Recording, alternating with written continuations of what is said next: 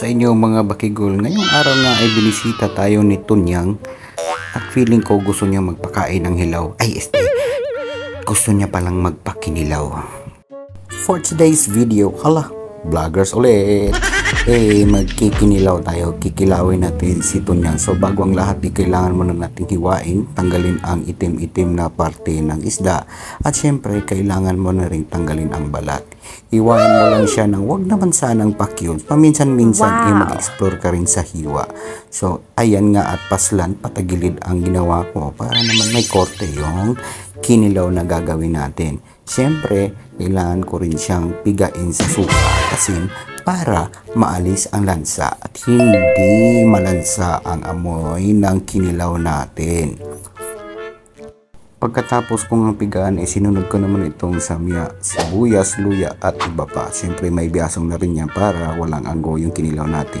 Maliban sa kinilaw, magtitinola rin tayo. Yung parting ulo niya ginawa nating tinola. At ayan na nga, nagsimula na akong maggayat ng luya. Kita niyo naman ang galing-galing ko. Siyempre, magaling ka, wala ka naman sa ospital, tanga ka ba? Oo nga no, ba't hindi mo naisip yun? Bright eyes ka talaga. At ayan na nga, sinunod ko na yung sibuyas na may dahon at sibuyas mismo para doon sa ating gagawing kinilaw. At hiniwa ko lang siya ng medyo malalaki kasi mas gusto ko malalaki yung hiwa na sibuyas para mabilis siyang damputin at kainin. Siyempre manipis din. At sinunod ko na rin itong biyasong natin. Kailangan mo lang siyang paikot-ikutin dyan ng mga ilang beses gaya ng pagpaikot ng jowa mo sa'yo. Ano ba? Parehas na rin ng manaw o lime din. Hindi makukompleto ang ating kinilaw kung wala namang sipa ng jowa mo. Ang sili pala. At least, dagdagan mo lang ng anghang kung nakukulangan kang gusto mo. Kung hindi talaga maanghang, pisain mo na sa mata mo. Sekreto naman dyan sa pipino, para di magtubig, tanggalin mo lang yung mga buto-buto niya. Siyempre, gusto ko medyo malamig. Parang salad na rin, ilalagay muna natin sa ref bago natin siya halo-haloin. At ayan na nga, galing siya sa ref ng mga 10 minutes or 20 minutes bago ko siya hiwain. Ang pipino mismo, kita nyo yan, walang tubig, diba? Pinaghalo-halo ko na nga lahat ng samya kasama ng biyasong sa aming mga Bisaya.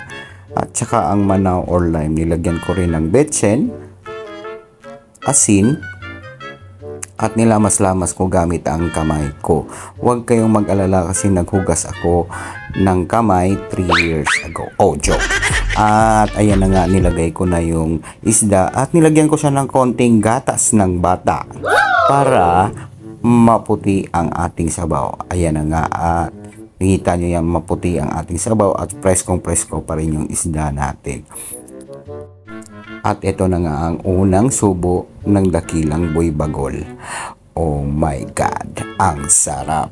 Kita nyo naman ang itsura. Ayan na nga ang ating pananghalian, tinola, kinilaw na isda at isang bandihadong kanin.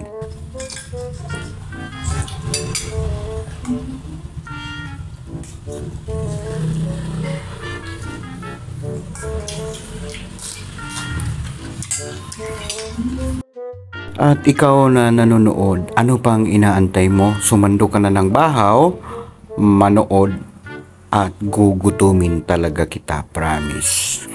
Tara, kain tayo. Yan nga pala yung nanay ko at kapatid ko. A coasted boy bago.